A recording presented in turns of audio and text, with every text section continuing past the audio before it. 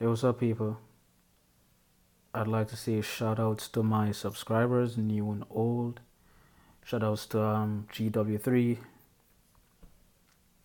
Sister Jinx, Black Cherubim, Kid Organic, Roger Spice, Sharpshooter, all you guys. New and old subscribers, welcome. Thanks for watching. We'll be talking about polygamy. Now, I've always argued that it's not natural for men to be monogamous. Sure, they can choose to do so, but it's not natural. It's just like it's not natural to eat food. It's just like it's natural to eat food, but it's not unnatural to choose not to eat food. Hence, people go on fasting, not eating for a week, but it doesn't mean that they don't get hungry because it's natural to eat food. So it's the same thing with polygamy. Like it's natural to be polygamous, but you can choose to just have one partner or whatever. But let me go across some biblical references.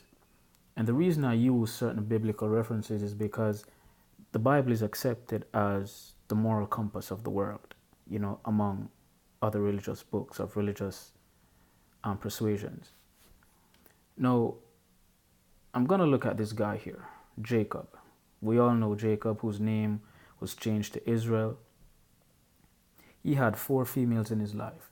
His first wife being Leah, who's the older sister of Rachel.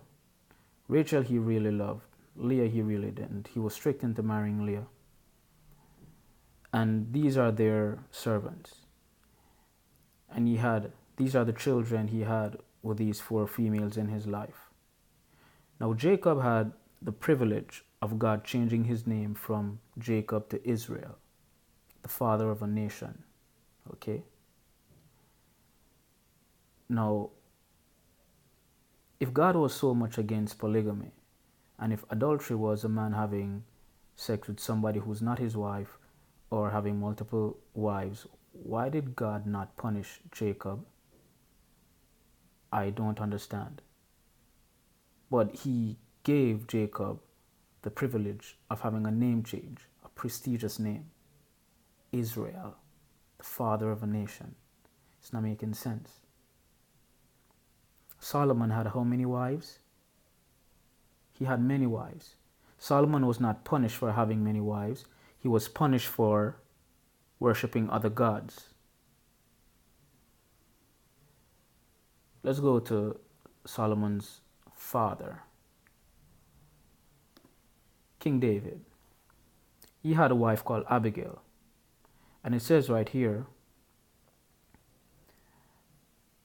that Abigail was the wife of Nabal.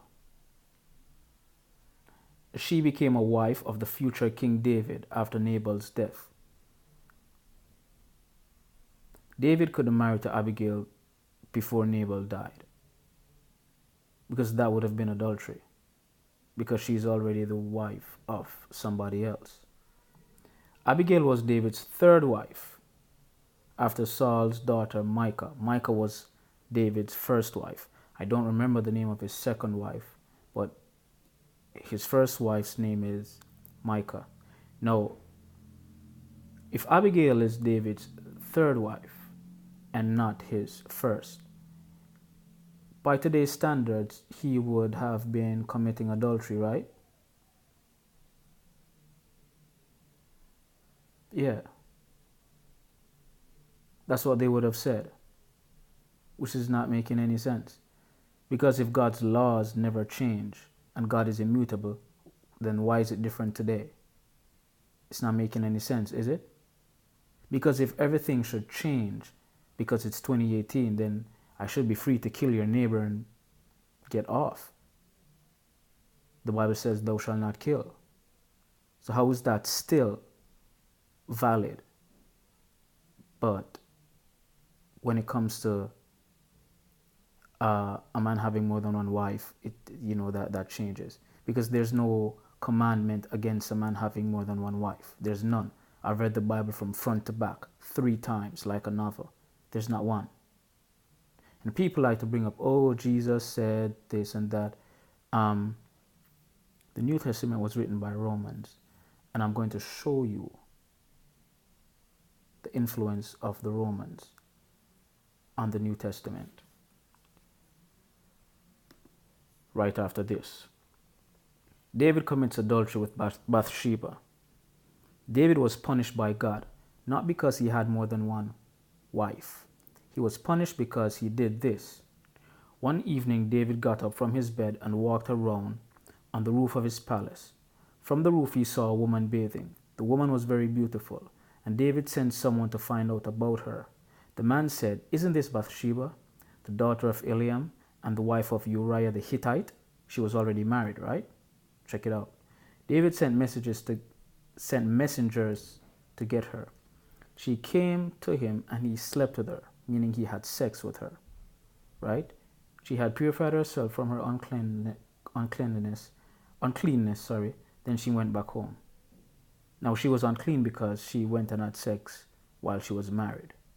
David committed adultery right there, because unlike Abigail, Abigail's husband was dead. Bathsheba's husband was still alive. That's how he committed adultery.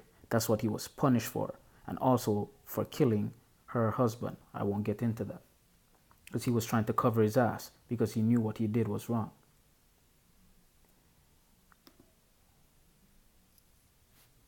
In this article here, it says, it's giving you a little bit of history about polygamy. It's saying here that modern culture tells us that each person has their one perfect partner to share the rest of their lives with. Although polygamy is practiced in various cultures, humans still tend toward monogamy. But this was not always the norm among our ancestors. Other primates, the mammalian group to which humans belong, are still polygamous. The modern monogamous culture has only been around for 1,000 years. It has only been around for 1,000 years. And I think that's the age, or around about the age of the New World.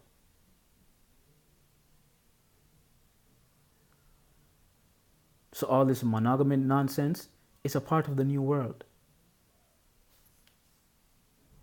Let's get into something else here. This is another little bit of history here.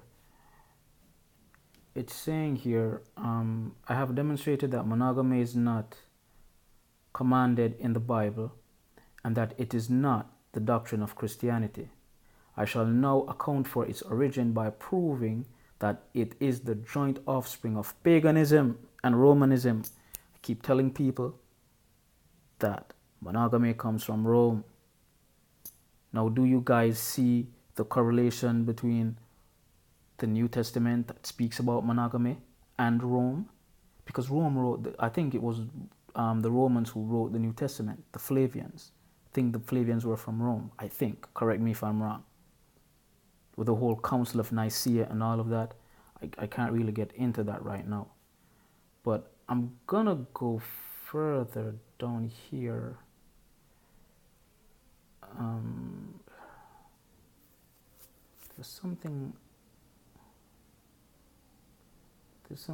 Okay, let me read this here. The social system of the European monogamy is proved to be derived from ancient Greeks and Romans, especially from the latter.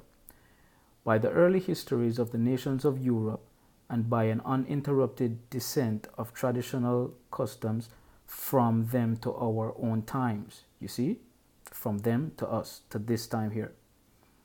It is one of those pagan admonitions which we have inherited, which the Roman Church has sanctioned and confirmed, and from which we find it so difficult to emancipate ourselves.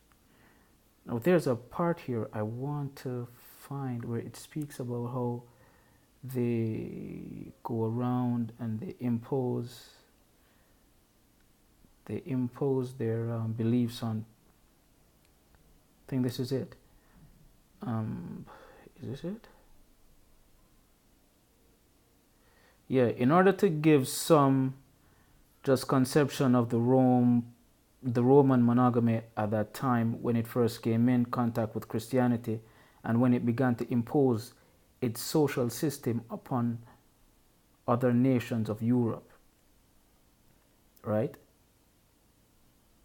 In the interest of time, I cannot read everything. I'm just picking out the main points here. But what I'm trying to show you guys is that monogamy is new.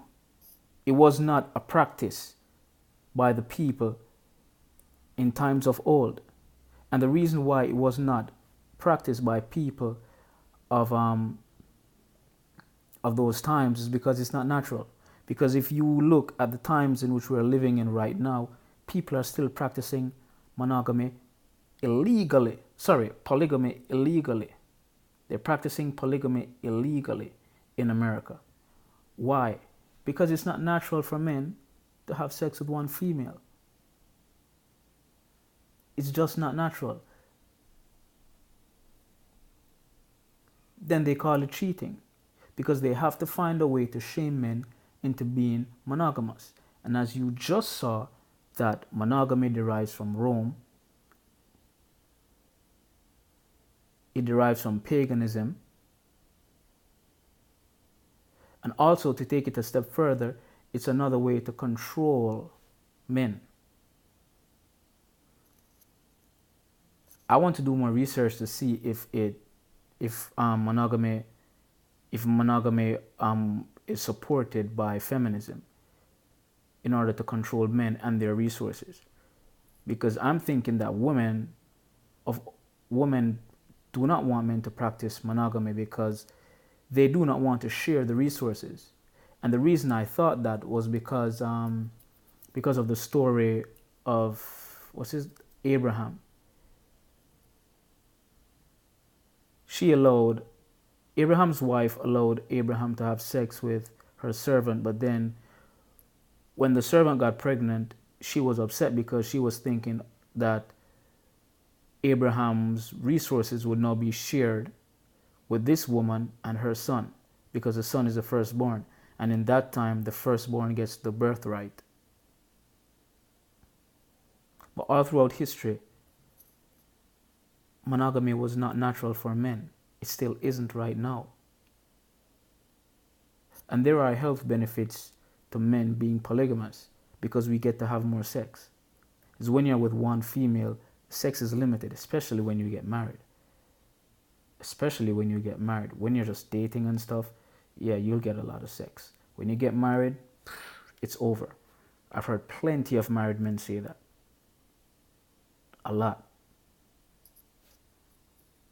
And I'll have to do an extensive video on the benefits of sex. But it shows here that sexual activity with a partner or through masturbation can provide important psychological and emotional benefits. Like exercise, sex can help reduce stress and anxiety and increase happiness. And we all know that men die faster than women do. Not just because of violence and because they join the army and stuff like that, but men have to deal with more stress than women have to deal with. So we die of a lot more stress. And then now we're being deprived of sex, which is our stress reliever, which causes men to die even faster. Which is why being monogamous, in my eyes, is bullshit. It's not beneficial to men. It's not. And it's because of the selfish nature of females. That's why they champion monogamy. Because of the selfish, jealous nature of females. They never look at the bigger picture. They only see themselves all the time.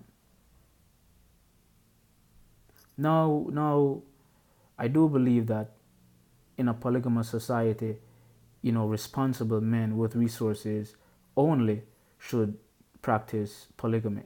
I believe that you should practice polygamy based on your resources, because we really don't want broke men to just be having children willy-nilly all over. That's gonna be dysfunctional. Anyway, I'll see you guys later.